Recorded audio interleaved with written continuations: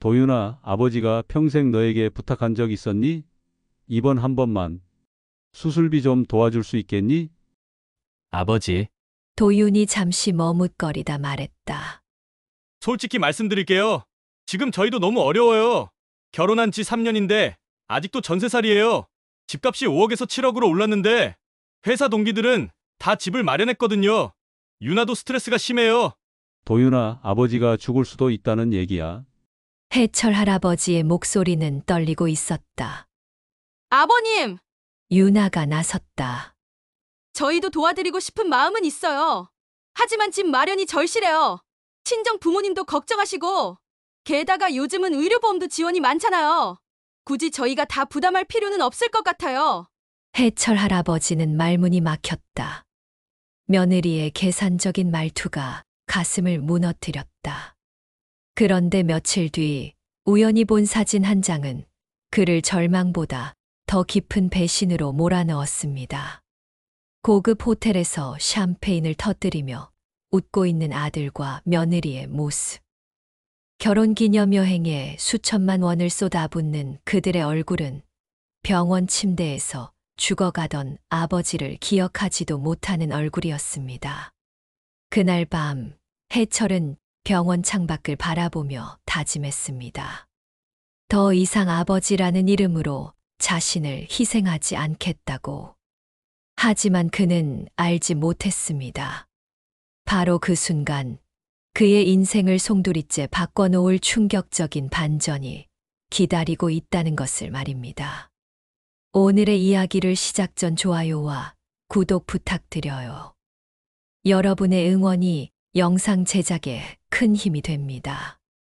아침 7시 강해철 할아버지는 어김없이 눈을 떴습니다. 72세의 나이에도 그의 하루는 규칙적이었어요. 낡은 슬리퍼를 신고 작은 공방으로 향하는 발걸음에는 여전히 힘이 있었습니다. 오늘은 뭘 만들어 볼까? 해철 할아버지는 나무 향이 가득한 공방에서 혼잣말을 했습니다.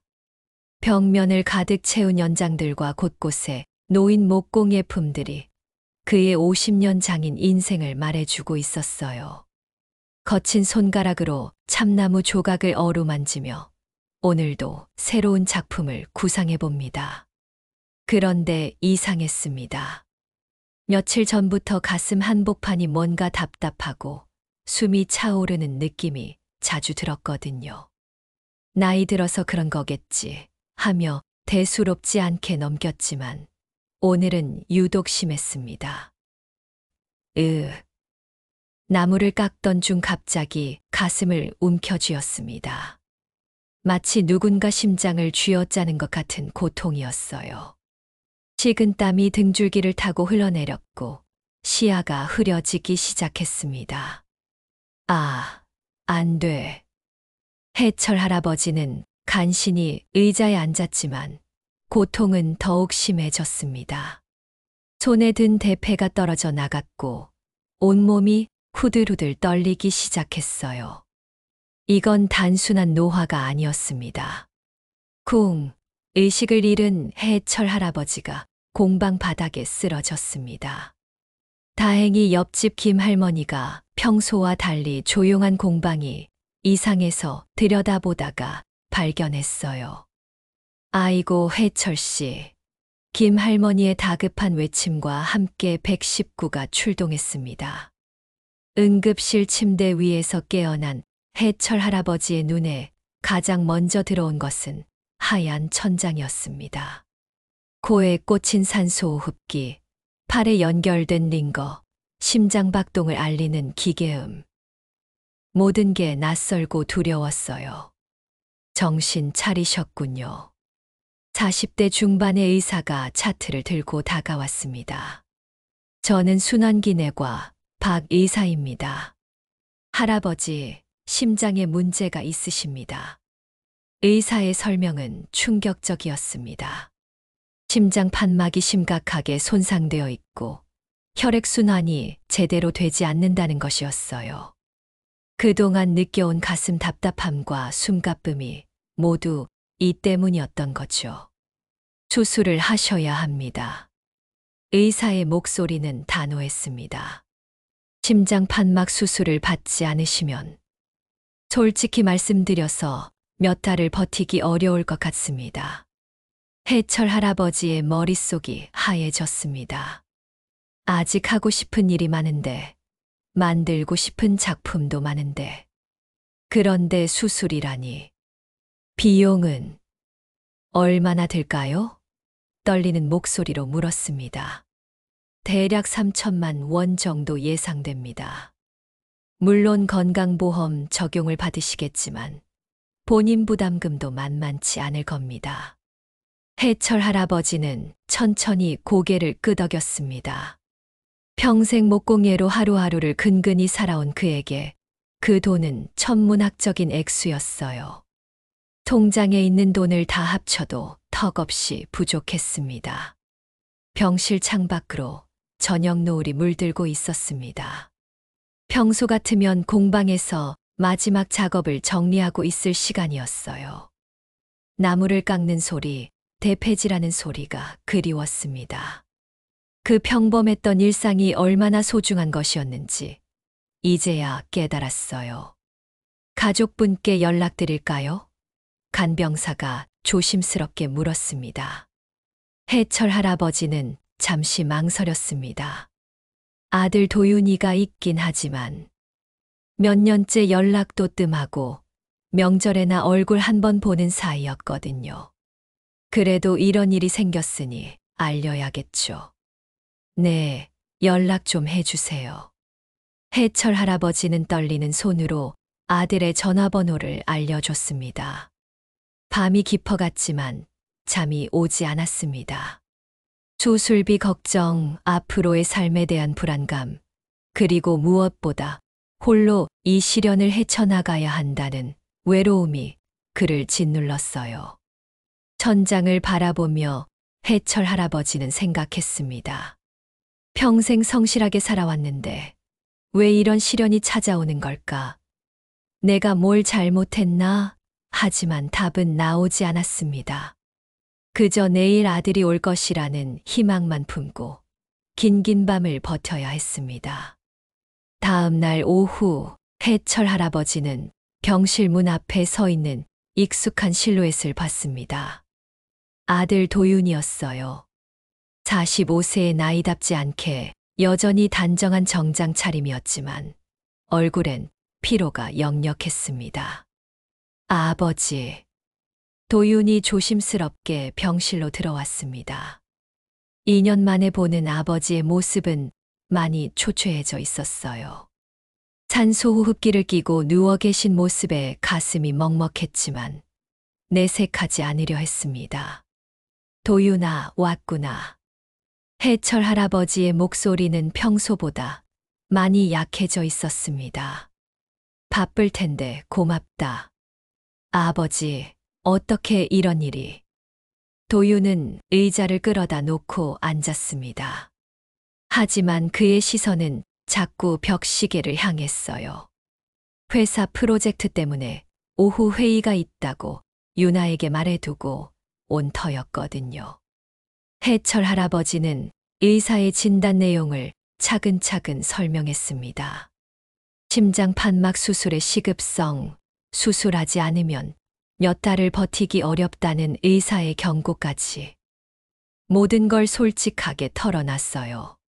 그래서 해철 할아버지는 목소리가 떨렸습니다. 도윤아, 아버지가 평생 너에게 부탁한 적이 있었나? 이번 한 번만 수술비를 좀 도와줄 수 있겠니? 순간 병실의 정적이 흘렀습니다. 도윤의 표정이 굳어졌어요. 그는 한참 동안 말을 하지 못했습니다. 머릿속으로는 복잡한 계산이 돌아가고 있었거든요. 아버지. 도윤은 한숨을 길게 내쉬었습니다. 솔직히 말씀드릴게요. 지금 저희도 상황이 너무 어려워요. 해철 할아버지의 눈빛이 흔들렸습니다. 유나랑 결혼한 지 3년이 됐는데 아직도 전세살이에요. 요즘 집값이 얼마나 올랐는지 아세요? 저희가 눈여겨보던 아파트가 5억이었는데 지금은 7억을 넘어섰어요. 도윤의 목소리에는 절박함이 묻어 있었습니다. 회사 동기들은 다 자기 집 마련했는데 저만 아직도 전세살이라니까요. 유나도 스트레스 받아 해요. 친구들 만날 때마다 집 자랑하는데 저희만 할 말이 없다고. 해철 할아버지는 조용히 들었습니다. 아들의 처지도 이해가 안 되는 건 아니었어요. 하지만 지금은 생사가 걸린 문제였습니다. 도윤아, 아버지가 죽을 수도 있다는 얘기야. 해철 할아버지의 목소리가 떨렸습니다. 집은 나중에 마련해도 되지 않겠니? 아버지, 그게 그런 게 아니에요. 도윤이 고개를 저었습니다. 요즘 금리가 얼마나 올랐는지 아세요? 지금 집 안 사면 평생 못 살 것 같아요. 유나 부모님도 언제까지 기다리시겠어요? 바로 그때 병실 문이 열렸습니다. 며느리 유나가 들어왔어요. 30대 후반의 유나는 깔끔한 원피스 차림에 명품 핸드백을 들고 있었습니다. 아버님, 안녕하세요. 유나는 형식적인 인사를 했습니다. 하지만 병상의 누운 시아버지를 보는 그녀의 눈빛은 차가웠어요. 유나야, 왔구나. 해철 할아버지는 며느리에게도 희망을 걸어봤습니다.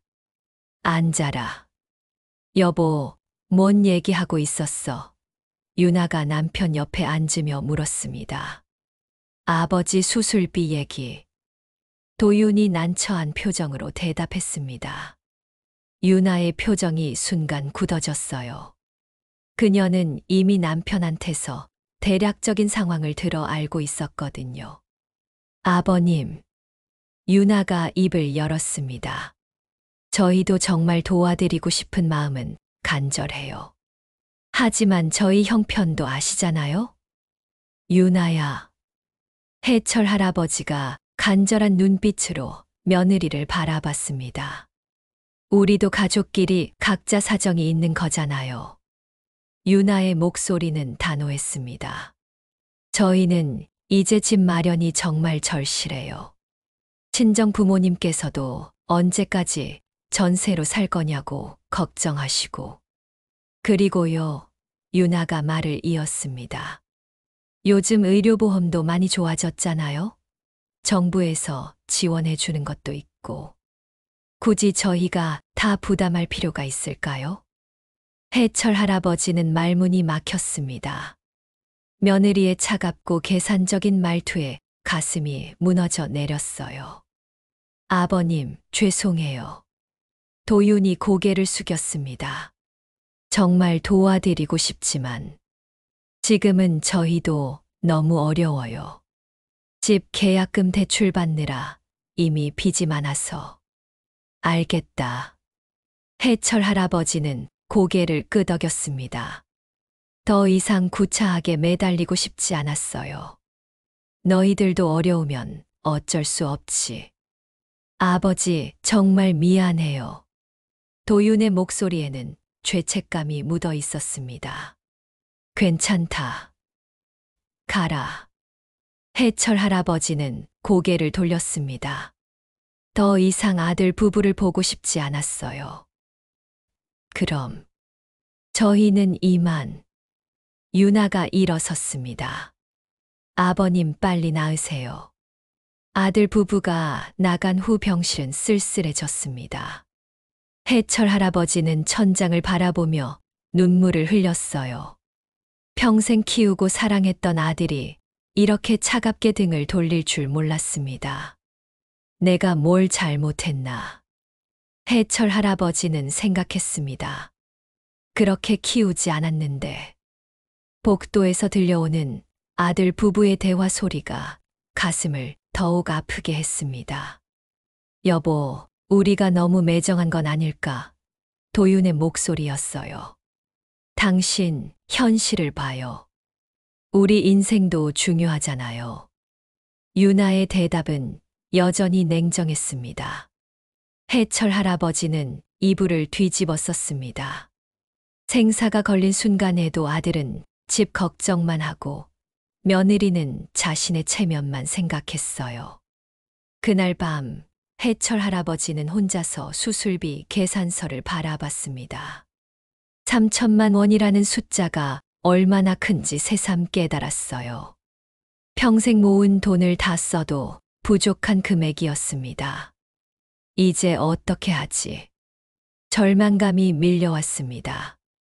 아들 부부가 떠난 지 일주일이 지났습니다. 해철 할아버지의 상태는 조금씩 악화되고 있었어요. 의사는 수술 일정을 빨리 잡아야 한다고 재촉했지만 수술비 문제는 여전히 해결되지 않았습니다. 할아버지, 오늘 퇴원하셔야 해요. 간호사가 미안한 표정으로 말했습니다.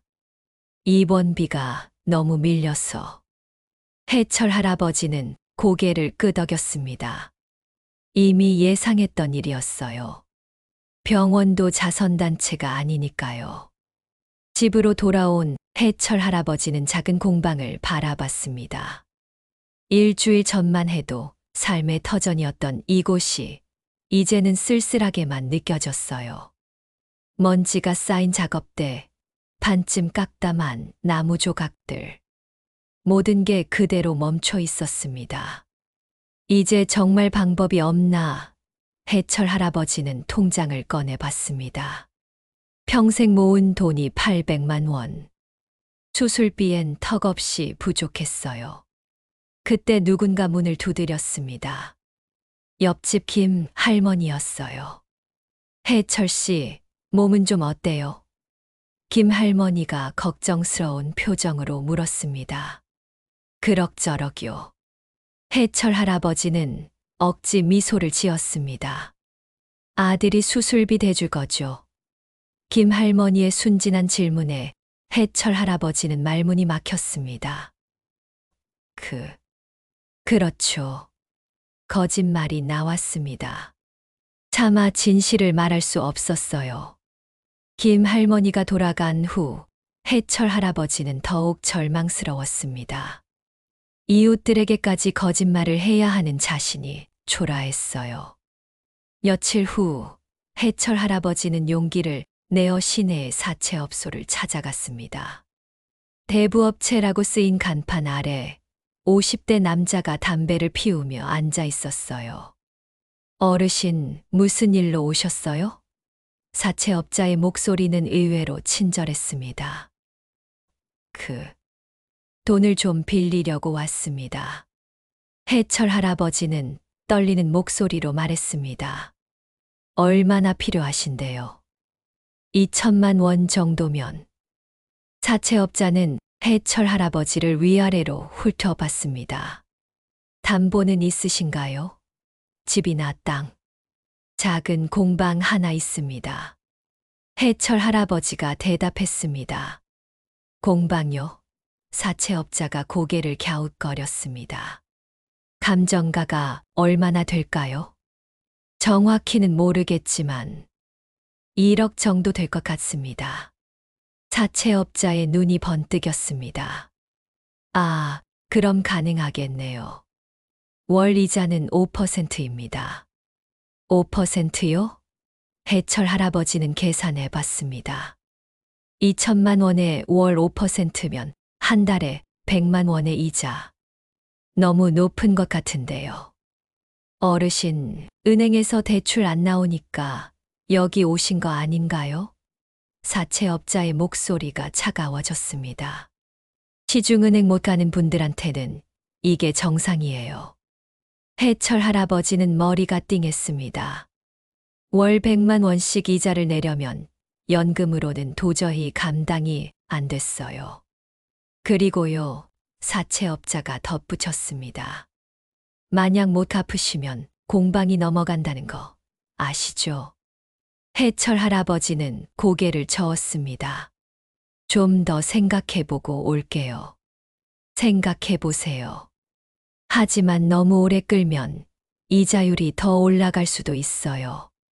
사채업자의 마지막 말이 귓가에 맴돌았습니다. 집으로 돌아가는 길에 해철 할아버지는 절망감에 빠졌습니다. 은행은 나이와 소득 때문에 대출이 안 되고 사채는 이자가 너무 높았어요. 도대체 어떻게 해야 할까요? 그런데 집 근처 카페 앞을 지나가다가 익숙한 목소리가 들렸습니다. 아들 도윤과 며느리 유나의 목소리였어요. 여보, 이번 결혼기념여행 일정 확정됐어. 유나의 들뜬 목소리였습니다. 응, 유럽 이주 코스로 잡았어. 파리, 로마, 바르셀로나. 도윤도 신이 나 보였어요. 해철 할아버지는 발걸음을 멈췄습니다. 카페 창문 너머로 아들 부부가 보였어요. 테이블 위에는 여행 책자들이 펼쳐져 있었습니다. 비용은 얼마나 들어? 유나가 물었습니다. 항공료랑 호텔비 해서 한 3천만 원 정도, 쇼핑 예산까지 합치면 4천만 원 정도 될 것 같아. 도윤이 대답했습니다. 해철 할아버지는 가슴이 무너져 내렸습니다. 아버지의 수술비는 없다며 거절해 놓고 결혼기념여행에는 4천만 원을 쓴다니. 우리 결혼 3주년 기념으로 제대로 놀아보자. 유나가 환하게 웃었습니다. 그래, 이번이 마지막 해외여행이 될 수도 있으니까. 집 사고 나면 당분간 여행은 어려울 테니. 도윤도 맞장구 쳤습니다. 해철 할아버지는 더 이상 들을 수 없어 자리를 떠났습니다. 집까지 가는 길이 이렇게 멀게 느껴진 적은 없었어요. 집에 도착해서도 마음이 진정되지 않았습니다. 아들이 그렇게 경제적으로 어렵다고 했는데 4천만 원짜리 결혼기념여행은 갈 수 있다니. 아버지의 생명보다 여행이 더 중요하다는 뜻일까요? 그날 밤 해철 할아버지는 잠을 이룰 수 없었습니다. 가슴 통증도 더욱 심해졌어요. 창밖에서는 젊은 부부들의 웃음소리가 들려왔습니다. 아마 어디선가 데이트를 하고 있을 거예요. 그 웃음소리가 해철 할아버지에게는 조롱처럼 들렸습니다. 너는 혼자 죽어가라는 말 같았어요. 정말 내가 이렇게 비참하게 죽어야 하나? 해철 할아버지는 혼잣말을 했습니다. 평생 성실하게 살았고 아들을 위해 모든 걸 희생했는데 정작 자신이 위기에 처했을 때는 아무도 도와주지 않았습니다. 새벽 3시 해철 할아버지는 다시 가슴을 움켜쥐었습니다. 극심한 통증이 밀려왔어요. 119를 불러야 할까 했지만 또 병원비가 나올 생각에 참았습니다. 이제 정말 끝인가? 해철 할아버지는 절망감에 잠겼습니다. 돈도 없고 가족도 등을 돌렸으니 이제 정말 희망이 없는 것 같았어요. 하지만 운명은 가끔 예상치 못한 곳에서 신락 같은 희망을 가져다 주기도 합니다. 다음 날 해철 할아버지에게 놀라운 일이 일어날 예정이었거든요. 며칠 후 해철 할아버지는 다시 병원을 찾을 수밖에 없었습니다. 가슴 통증이 너무 심해져서 더 이상 참을 수 없었거든요. 응급실까지 갈 돈은 없어서 외래진료라도 받으려고 했어요. 할아버지, 상태가 많이 안 좋아지셨네요. 의사는 심각한 표정으로 말했습니다. 정말 빨리 수술을 받으셔야 합니다. 알고 있습니다. 해철 할아버지는 무기력하게 대답했습니다. 알면서도 어쩔 수 없는 현실이 더욱 괴로웠어요. 진료를 마친 해철 할아버지는 병원 대기실에서 잠시 쉬고 있었습니다. 집에 가기도 막막하고 그렇다고 여기 있을 이유도 없었지만 어쩐지 발걸음이 떨어지지 않았어요. 대기실은 환자들과 보호자들로 붐볐습니다. 어떤 가족은 서로 의지하며 앉아있고 또 어떤 가족은 수술 결과를 기다리며 걱정스럽게 대화하고 있었어요. 모두가 가족과 함께인데 자신만 혼자라는 생각에 더욱 쓸쓸했습니다. 선생님? 갑자기 뒤에서 누군가가 부르는 소리가 들렸습니다. 해철 할아버지는 고개를 돌렸어요. 40대 중반쯤 되어 보이는 남자가 놀란 표정으로 서 있었습니다. 혹시 강해철 선생님이시죠? 남자의 목소리에는 확신과 동시에 그리움이 섞여 있었어요. 해철 할아버지는 그 얼굴을 자세히 들여다봤습니다. 어디서 본 것 같은데. 그런데 기억이 나지 않았어요. 죄송합니다만 누구시죠? 해철 할아버지가 조심스럽게 물었습니다. 아, 저예요. 최민호. 남자가 환하게 웃으며 말했습니다. 20년 전에 선생님 밑에서 목공을 배웠던 최민호요. 민호야. 해철 할아버지의 눈이 반짝였습니다. 이제 기억이 났어요. 20대 초반의 수줍은 청년이었던 민호가 이렇게 성숙한 중년이 되어 있다니. 정말 민호구나. 해철 할아버지는 반가워서 민호의 손을 꼭 잡았습니다. 이렇게 다 컸네. 그런데 여기는 왜 왔니? 어머니 정기검진 때문에 왔어요. 민호가 대답했습니다. 그런데 선생님은 어쩌다가. 민호는 해철 할아버지의 창백한 얼굴과 여윈 모습을 보고 금세 상황을 짐작했어요. 예전에 건강했던 스승의 모습과는 너무나 달랐거든요. 아, 나야. 그냥 정기검진차 온 거야. 해철 할아버지는 애써 태연한 척했습니다. 제자 앞에서 초라한 모습을 보이고 싶지 않았어요. 하지만 민호는 이미 눈치채고 있었습니다. 해철 할아버지의 손이 얼마나 떨리고 있는지, 얼굴이 얼마나 헬쑥해졌는지, 게다가 혼자 병원에 와 있다는 것도 심상치 않았어요. 선생님, 커피 한잔 하시죠. 민호가 제안했습니다. 오랜만에 뵙는데 얘기 좀 나누고 싶어요. 해철 할아버지는 난처했습니다. 커피값도 아까운 처지였거든요. 하지만 제자의 호의를 거절하기도 어려웠어요. 제가 살게요. 민호가 먼저 자리에서 일어났습니다. 잠깐만 기다리세요. 민호가 커피를 사러 간 사이 해철 할아버지는 복잡한 마음이었습니다. 20년 전 그 수줍던 청년이 이렇게 의젓해지다니. 그때가 생각났어요. 민호는 고등학교를 졸업하자마자 해철 할아버지의 공방으로 찾아온 청년이었습니다. 가정 형편이 어려워 대학을 포기하고 기술을 배우겠다며 들어왔었죠. 처음에는 서툴렀지만 성실하고 열정적이었어요. 여기요, 선생님. 민호가 커피 2잔을 들고 돌아왔습니다. 그리고 해철 할아버지 옆에 앉았어요. 민호야, 그동안 어떻게 지냈니? 해철 할아버지가 물었습니다. 네, 덕분에 잘 지냈어요. 민호의 눈가에 눈물이 맺혔습니다. 선생님이 가르쳐 주신 목공 기술이 제 인생을 바꿔줬거든요. 민호는 해철 할아버지 밑에서 3년간 목공을 배운 후 건축 관련 일을 시작했다고 했어요. 처음에는 작은 인테리어 업체에서 일했지만 점점 실력을 인정받아 지금은 자신만의 건축 회사를 운영하고 있었습니다. 지금은 한옥과 현대식 건축을 결합한 설계를 전문으로 하고 있어요.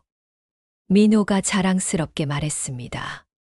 선생님께서 가르쳐 주신 나무의 성질, 목재 다루는 법들이 건축 설계에 정말 큰 도움이 됐어요.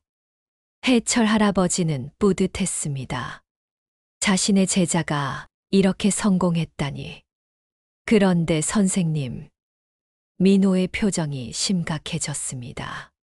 정말 괜찮으세요? 많이 편찮아 보이시는데.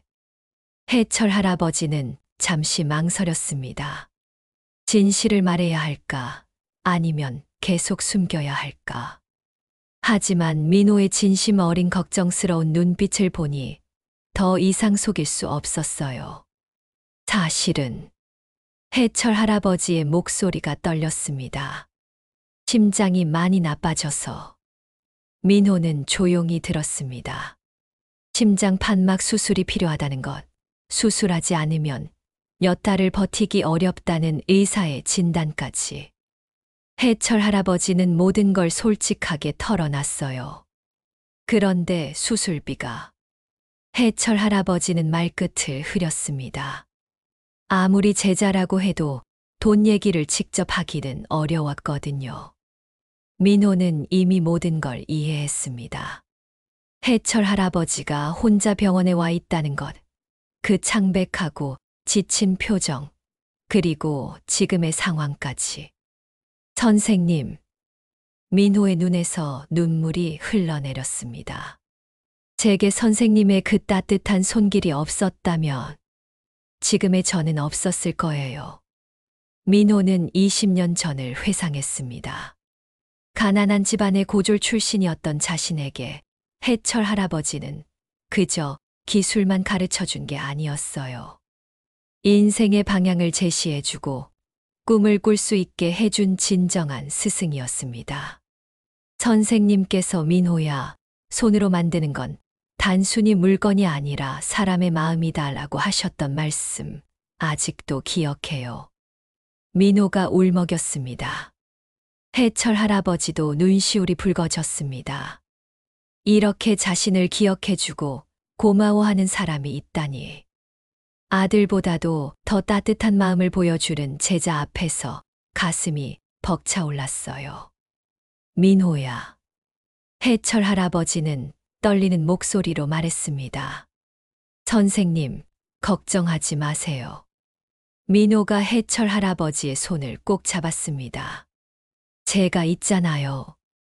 선생님, 걱정하지 마세요. 제가 있잖아요. 민호의 말에 해철 할아버지는 가슴이 뭉클했습니다. 하지만 동시에 부담스러웠어요. 제자에게 짐이 되고 싶지 않았거든요. 민호야, 고마운 마음은 받겠지만 해철 할아버지가 손사래를 쳤습니다. 너도 가정이 있을 텐데 어떻게 나 때문에. 선생님, 그런 말씀 마세요. 민호가 단호하게 말했습니다. 제가 지금 이 자리에 있을 수 있는 건 모두 선생님 덕분이에요.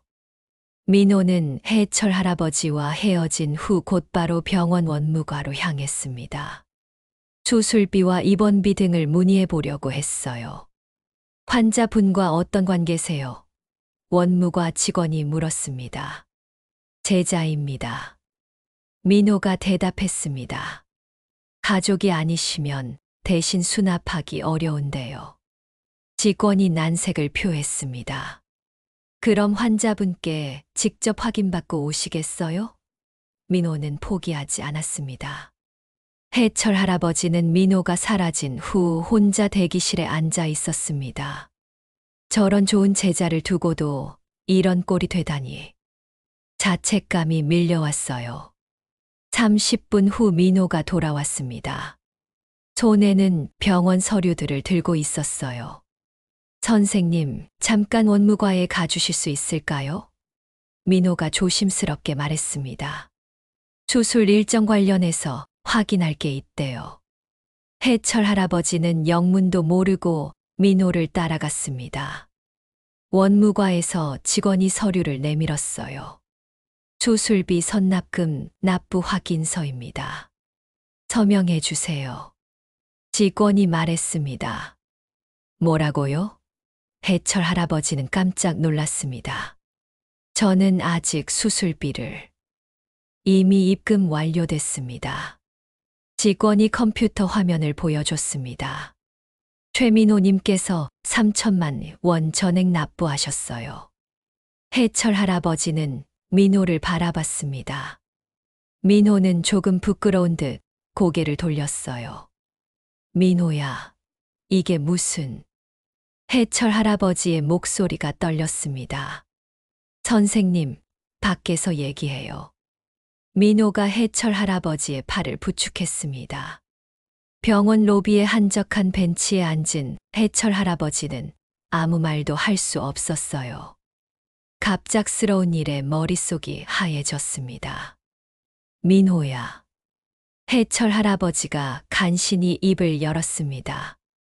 이런 큰 돈을 어떻게... 선생님, 제가 하고 싶어서 한 거예요. 민호의 눈에서 눈물이 흘러내렸습니다. 선생님께서 저에게 해주신 게 얼마나 큰지 아세요? 민호는 20년 전 이야기를 꺼냈습니다. 고등학교 졸업 후 갈 곳이 없었던 자신을 받아준 건 해철 할아버지였어요. 그것도 무료로 3년간 가르쳐 주셨죠. 다른 곳들은 돈을 내야만 기술을 가르쳐 줬는데 선생님은 오히려 용돈까지 주시면서 저를 도와주셨잖아요. 민호가 울먹였습니다. 해철 할아버지도 기억났습니다. 민호의 집안 사정이 어려운 걸 알고 있었기에 기술을 가르쳐 주는 것뿐만 아니라 끼니 걱정도 하지 않게 해주려고 했었죠. 그때 선생님께서 해주신 말씀 기억하세요? 민호가 계속했습니다. 민호야, 기술이라는 건 돈으로만 배우는 게 아니다.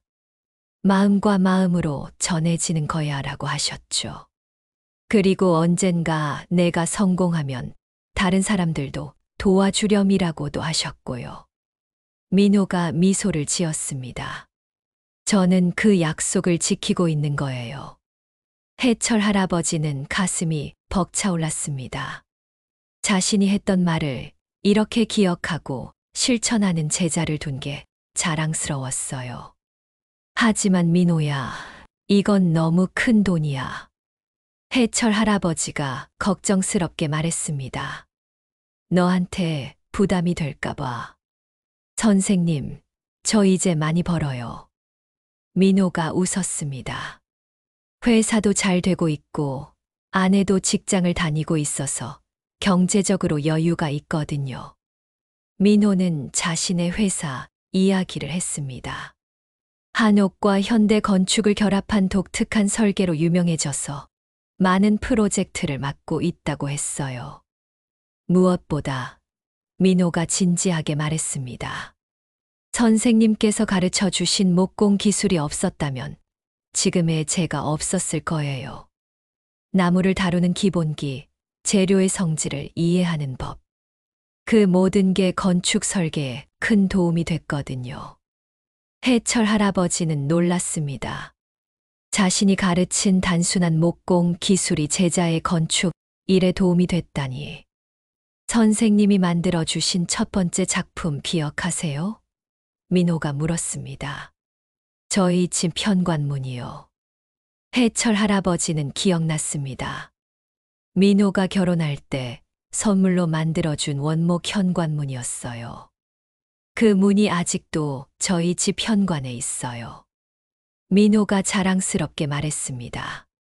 20년이 지났는데도 여전히 튼튼하고 아름다워요. 손님들이 오면 모두 감탄하죠. 아내도 그 문을 정말 좋아해요. 당신 스승은 정말 대단한 분이시네라고 항상 얘기하거든요. 민호가 계속했습니다. 해철 할아버지의 눈에서 눈물이 흘러내렸습니다. 자신이 만든 작품을 이렇게 소중히 여겨주다니. 민호야. 해철 할아버지는 떨리는 손으로 민호의 손을 잡았습니다. 정말 고맙다. 너 같은 제자를 둬서. 아니에요, 선생님. 민호도 울먹였습니다. 제가 더 감사해요. 선생님께서 제게 기술뿐만 아니라 인생을 가르쳐 주셨거든요.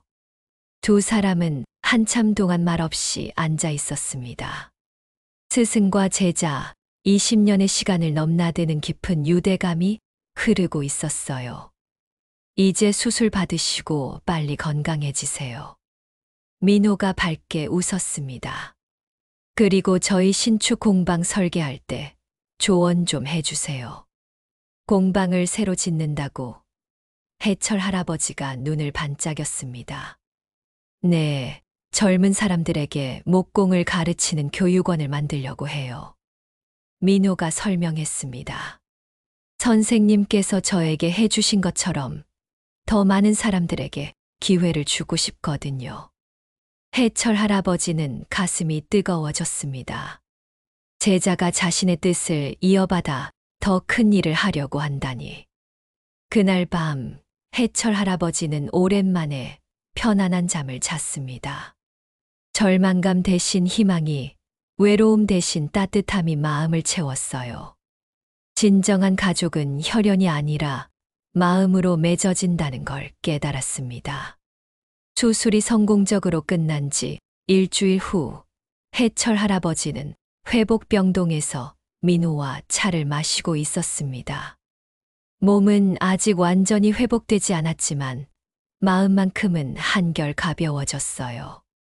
선생님, 퇴원하시면 당분간 저희 집에서 지내시죠. 민호가 제안했습니다. 아직 혼자 지내기엔 무리가 있으실 것 같아요. 민호야, 너한테 폐 끼치기 싫다. 해철 할아버지가 손사래를 쳤습니다.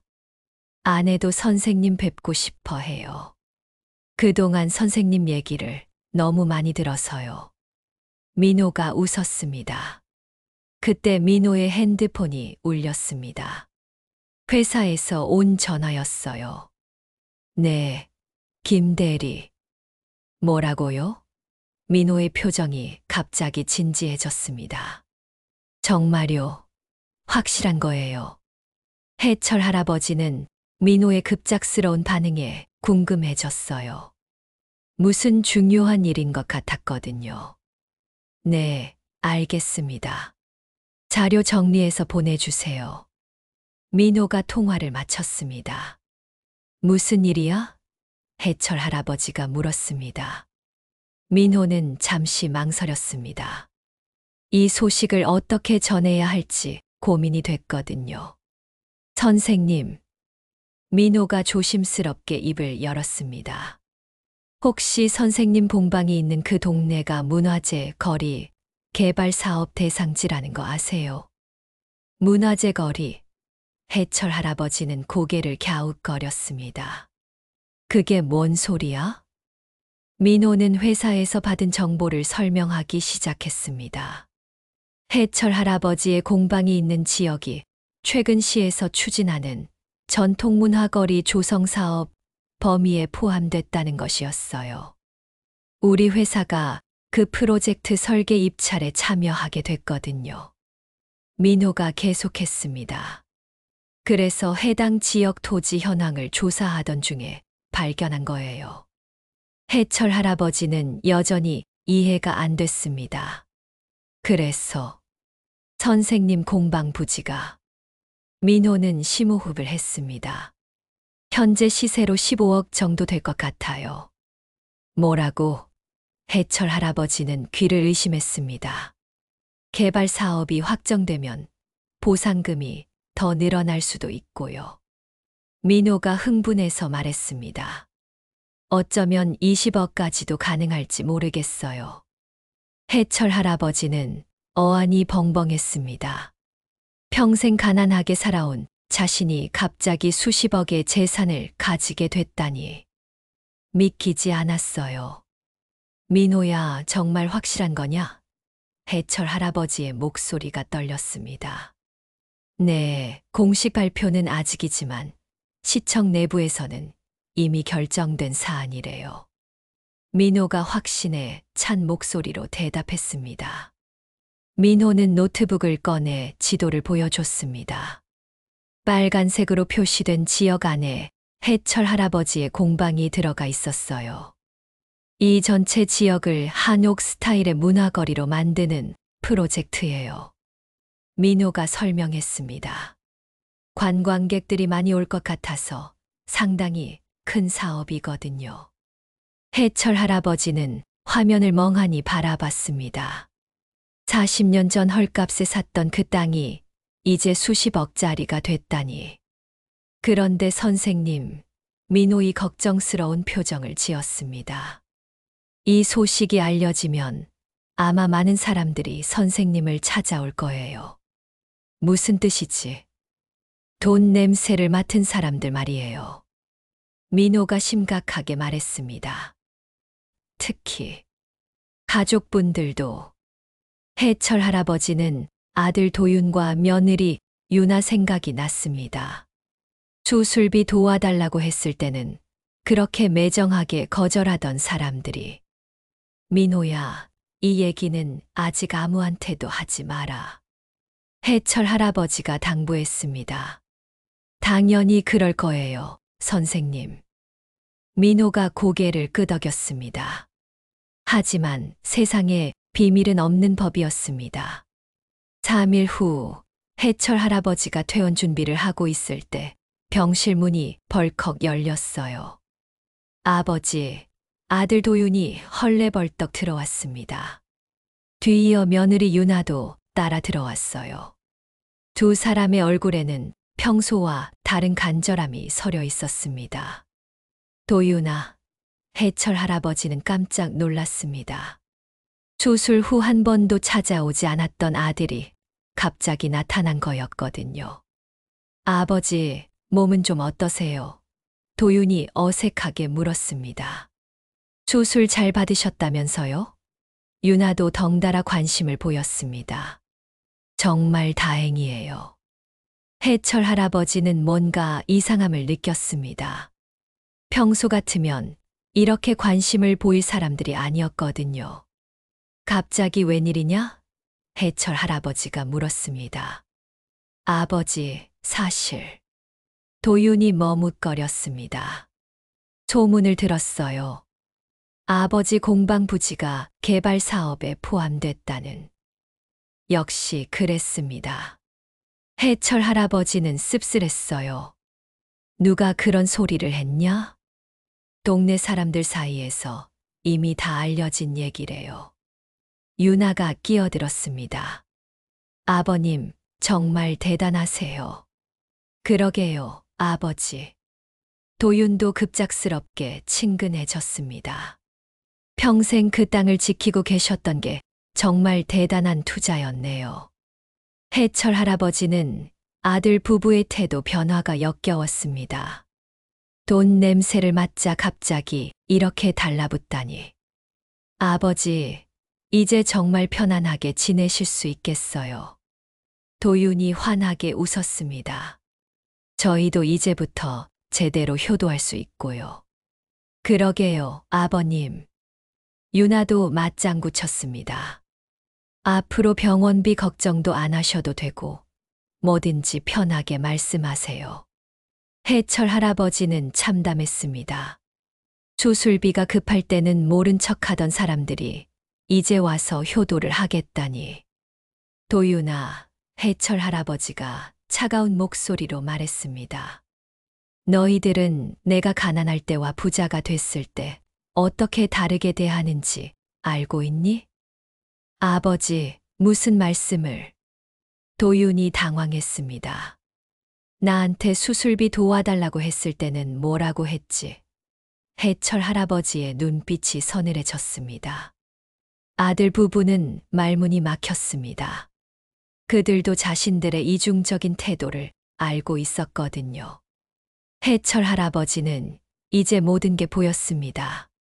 진정한 가족이 누구인지, 돈 때문에 달라지는 인간관계가 얼마나 허무한지. 나가라. 해철 할아버지가 단호하게 말했습니다. 아버지, 나가라고 했다.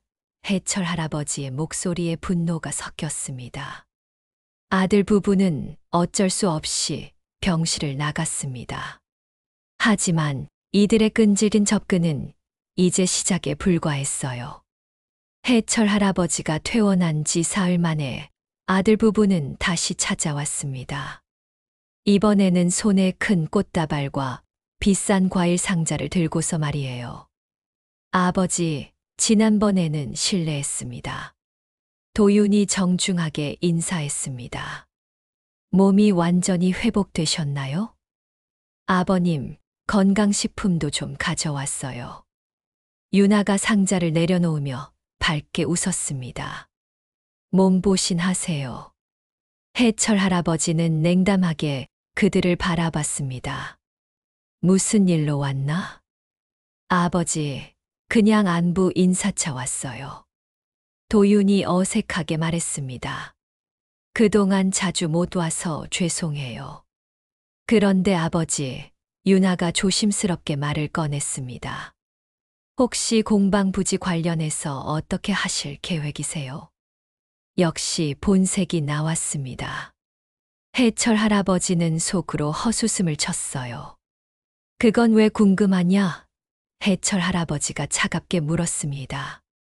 아니, 그런 큰 돈을 혼자 관리하시기 어려우실 것 같아서. 도윤이 말끝을 흐렸습니다. 저희가 도와드릴 수 있잖아요. 유나가 덧붙였습니다. 도윤이가 회사에서 부동산 업무도 많이 봐서 잘 알거든요. 해철 할아버지는 기가 막혔습니다. 너희들이 도와준다고? 네, 아버지. 도윤이 간절하게 말했습니다. 세금 문제도 복잡하고 각종 절차도 까다로울 텐데 저희가 대신 해드릴게요.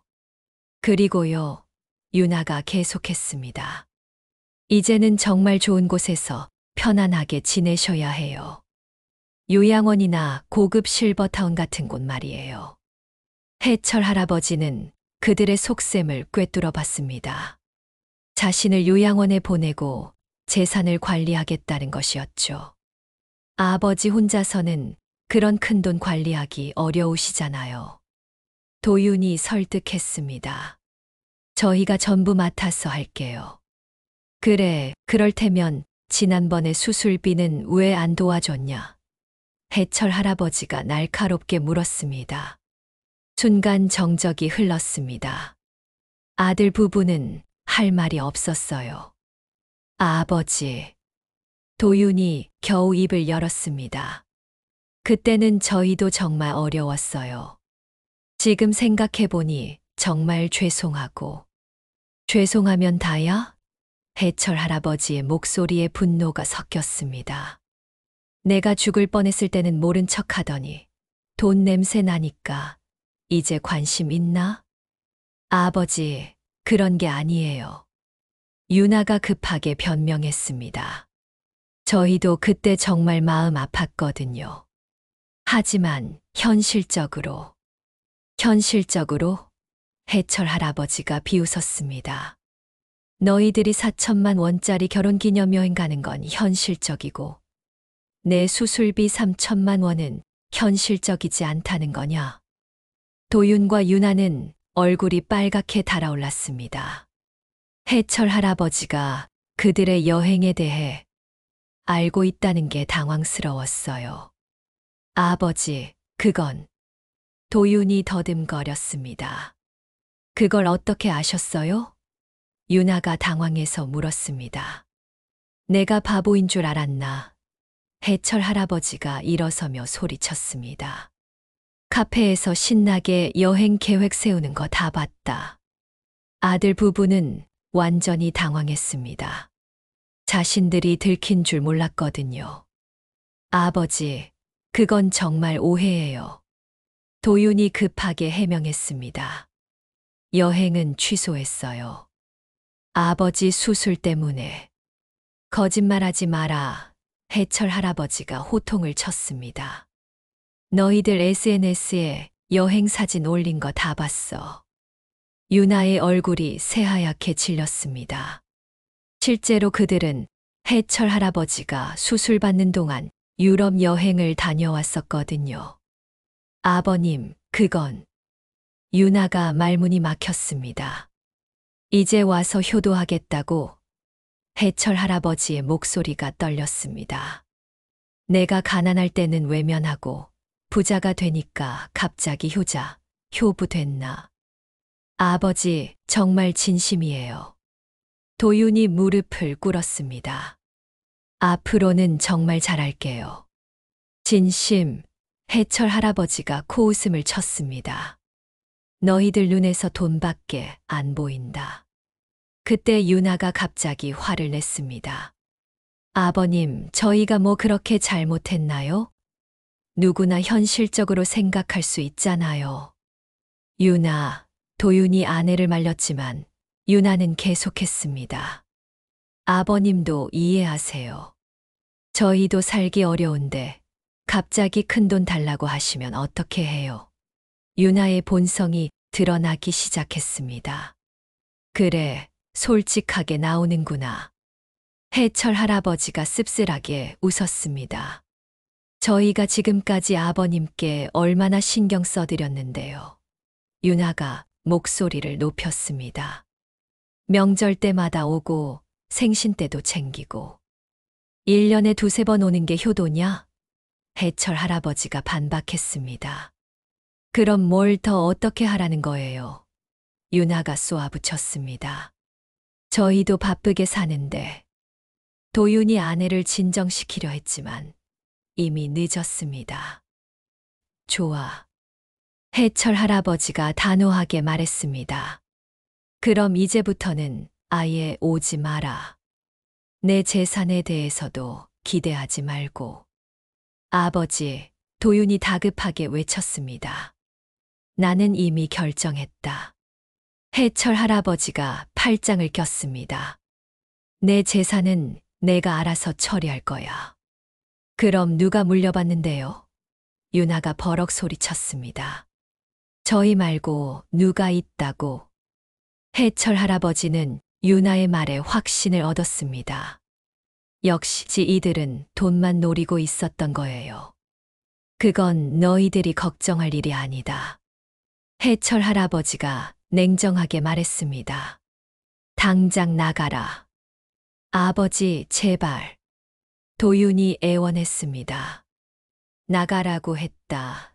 해철 할아버지가 지팡이를 들어 올렸습니다. 아들 부부는 어쩔 수 없이 집을 나섰습니다. 밖에서 그들의 다투는 소리가 들려왔어요. 당신 때문이야. 유나가 남편을 탓했습니다. 내가 말렸는데 왜 솔직하게 말한다고 했어? 그럼 어떻게 하라고 했어? 도윤도 화를 냈습니다. 해철 할아버지는 창문으로 그들을 바라봤습니다. 저렇게까지 돈에 눈이 먼 사람들이 자신의 혈육이라는 게 서글펐어요. 그날 밤 해철 할아버지는 민호에게 전화를 걸었습니다. 민호야, 나 좀 도와줄 수 있겠니? 네, 선생님.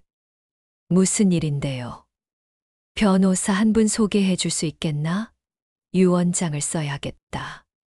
전화 너머로 민호의 놀라는 기색이 느껴졌습니다. 해철 할아버지는 이제 마음을 정했어요. 진정한 가족이 누구인지 확실히 보여주고 싶었습니다. 한 달 후, 해철 할아버지는 민호와 함께 변호사 사무실을 나서고 있었습니다. 유언장 작성이 모두 끝났어요. 선생님, 정말 괜찮으세요? 민호가 걱정스럽게 물었습니다. 아드님이 알면 충격받으실 텐데. 괜찮다. 해철 할아버지가 담담하게 대답했습니다. 이미 마음을 정했어. 유언장의 내용은 간단했습니다. 공방 부지 매각 대금 전액을 청소년 목공 교육재단에 기부하고 민호를 재단 이사장으로 임명한다는 것이었어요. 하지만 선생님, 정말 한 푼도 아드님께 남겨두지 않으셔도 되나요? 민호가 다시 한번 확인했습니다. 민호야, 해철 할아버지가 미소를 지었습니다. 진정한 유산이란 돈이 아니라 마음이야. 도윤이에게는 이미 충분히 많은 걸 물려줬어. 그들이 공방으로 돌아오자 도윤과 유나가 기다리고 있었습니다. 지난 한 달간 매일같이 찾아와서는 해철 할아버지의 마음을 돌리려고 애쓰고 있었거든요. 아버지, 어디 다녀오셨어요? 도윤이 다가와서 물었습니다. 볼일 좀 봤다. 해철 할아버지가 간단히 대답했습니다. 아버님, 유나가 조심스럽게 말했습니다. 저희가 지난번에 실수한 건 정말 죄송해요. 앞으로는 달라질게요. 해철 할아버지는 그들을 바라봤습니다. 한 달 동안 매일 와서 이런 말을 반복했지만 눈빛만은 변하지 않았어요. 여전히 욕망이 가득했습니다. 도윤아, 해철 할아버지가 입을 열었습니다. 너에게 물어볼 게 있다. 네, 아버지. 내가 어렸을 때 내가 너한테 가장 자주 한 말이 뭔지 기억하냐? 도윤은 잠시 생각해 봤습니다. 글쎄요. 잘 기억이 안 나는데요. 해철 할아버지는 실망했습니다. 남을 도우며 살아라였다. 그게 내가 너한테 가장 많이 해준 말이야. 아, 네. 도윤이 어색하게 고개를 끄덕였습니다. 그런데 너는 그 말을 지켰냐? 해철 할아버지가 물었습니다. 도윤은 대답할 수 없었습니다. 자신이 아버지를 외면했다는 걸 알고 있었거든요.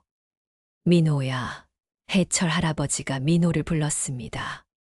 너는 내가 20년 전에 뭐라고 했는지 기억하지? 네, 민호가 눈물을 글썽이며 대답했습니다. 언젠가 내가 성공하면 다른 사람들도 도와주렴이라고 하셨죠. 그래, 그리고 너는 그 말을 지켰고. 해철 할아버지가 민호의 어깨를 토닥였습니다. 아들 부부는 민호를 질투 어린 눈으로 바라봤습니다. 아버지, 도윤이 급하게 말했습니다. 저도 이제부터 달라질게요. 정말로 남을 도우며 살겠어요. 너무 늦었다. 해철 할아버지가 고개를 저었습니다. 그때 시청 공무원들이 찾아왔습니다. 문화재 거리 개발 사업 관련 최종 협의를 위해서였어요. 강해철 님이시죠? 공무원이 서류를 펼쳤습니다. 토지 보상금이 최종적으로 20억으로 확정됐습니다. 도윤과 유나의 눈이 번쩍였습니다. 20억이라는 천문학적인 숫자에 흥분했어요. 서명해 주시면 다음 주에 계약금부터 지급하겠습니다. 공무원이 말했습니다. 해철 할아버지는 서명을 마쳤습니다. 그리고 공무원들이 떠난 후 가족들에게 말했습니다. 이제 발표할 게 있다. 모두가 긴장했습니다. 특히 도윤과 유나는 기대감에 차 있었어요. 나는 이 돈을 모두 기부하기로 했다. 해철 할아버지가 단호하게 말했습니다. 뭐라고요? 유나가 소리쳤습니다. 청소년들에게 무료로 목공을 가르치는 교육 재단을 만들 거야. 해철 할아버지가 계속했습니다. 그리고 민호가 그 재단을 맡아서 운영할 거고. 도윤은 말문이 막혔습니다. 아버지, 그럼 저희는? 너희들은 이미 충분히 받았잖아. 해철 할아버지가 냉정하게 말했습니다. 교육받을 기회, 사랑받을 기회. 그게 진짜 유산이야. 아버님, 이건 너무하시는 거 아니에요. 유나가 화를 냈습니다. 피 한 방울 안 섞인 남에게 전 재산을 넘긴다고요? 피가 섞였다고 해서 가족이 아니야. 해철 할아버지가 단호하게 말했습니다. 마음이 통해야 가족이지. 민호는 감격해서 말을 할 수 없었습니다. 해철 할아버지가 자신을 이렇게까지 믿어준다니. 선생님, 민호가 겨우 말을 꺼냈습니다. 정말 이런 큰 책임을 제게 맡기셔도 될까요? 너라면 할 수 있어. 해철 할아버지가 확신에 차서 말했습니다. 너는 내가 가르친 가치를 잊지 않는 사람이니까. 도윤과 유나는 분노했습니다. 하지만 이미 늦었어요. 유 원장은 법적 효력을 갖추고 있었고 해철 할아버지의 의지는 확고했습니다. 아버지, 이건 법적으로 문제가 있을 거예요. 도윤이 억지를 부렸습니다. 유 원장은 이미 변호사를 통해 공증받았다. 해철 할아버지가 대답했습니다. 그날부터 도윤 부부는 더 이상 찾아오지 않았습니다. 그들에겐 돈이 없는 아버지는 의미가 없었거든요. 6개월 후 청춘목공 아카데미가 문을 열었습니다. 해철 할아버지와 민호가 함께 운영하는 이곳은 경제적으로 어려운 청소년들에게 무료로 목공 기술을 가르쳤어요. 할아버지, 이 부분은 어떻게 해야 해요? 17세 학생이 물었습니다. 자, 이렇게 나무결을 따라서 천천히. 해철 할아버지가 친절하게 가르쳤습니다. 목공 아카데미는 매일 웃음소리로 가득했습니다. 젊은 학생들의 열정과 해철 할아버지의 경험이 만나 아름다운 하모니를 이뤘어요. 선생님, 민호가 다가와서 말했습니다. 오늘도 입학 문의가 많이 왔어요. 정말 보람있는 일을 하고 계시네요. 민호야, 해철 할아버지가 미소를 지었습니다. 이게 진짜 행복이구나. 돈으로는 살 수 없는. 저녁 노을이 공방을 물들이는 시간. 해철 할아버지는 학생들과 함께 작업대를 정리했습니다. 나무 향이 가득한 공방에서 들려오는 웃음소리가 그의 마음을 따뜻하게 채웠어요. 진정한 가족은 혈연이 아니라 마음으로 맺어진다는 걸, 진짜 행복은 나누는 데서 온다는 걸 깨달은 해철 할아버지는 이제 정말 만족스러운 삶을 살고 있었습니다. 3년 후 강해철 할아버지는 75세가 되었습니다. 심장 수술 후 건강을 완전히 회복한 그는 여전히 청춘 목공 아카데미에서 젊은이들과 함께 나무를 깎고 있었어요. 할아버지, 저 취업됐어요. 첫 번째 졸업생이었던 지민이가 달려왔습니다. 대형 건설회사 목공팀에 합격했어요. 그래, 축하한다. 해철 할아버지의 얼굴에 웃음꽃이 피었습니다. 내가 그동안 얼마나 열심히 했는지 다 봤거든. 지민이는 가정 형편이 어려워 고등학교 졸업 후 갈 곳이 없었던 청년이었습니다. 하지만 3년간 아카데미에서 목공 기술을 익히며 완전히 새로운 사람이 되었어요. 할아버지 덕분이에요. 지민이가 90도로 인사했습니다. 할아버지가 아니었다면 지금의 저는 없었을 거예요. 해철 할아버지는 20년 전 민호가 했던 똑같은 말을 듣고 있었습니다. 선한 영향력이 이렇게 이어져 나가는 것이 신기하면서도 뿌듯했어요. 민호야, 또 한 명의 제자가 세상으로 나간다. 해철 할아버지가 옆에 있던 민호에게 말했습니다. 네, 정말 자랑스러워요. 민호도 흐뭇해했습니다. 벌써 50명이 넘는 졸업생들이 각자의 자리에서 잘 해나가고 있으니까요. 청춘 목공 아카데미는 이제 전국적으로 유명해졌습니다. 경제적으로 어려운 청소년들에게 기술을 가르치고 진로를 제시하는 곳으로 언론에서도 자주 소개됐어요.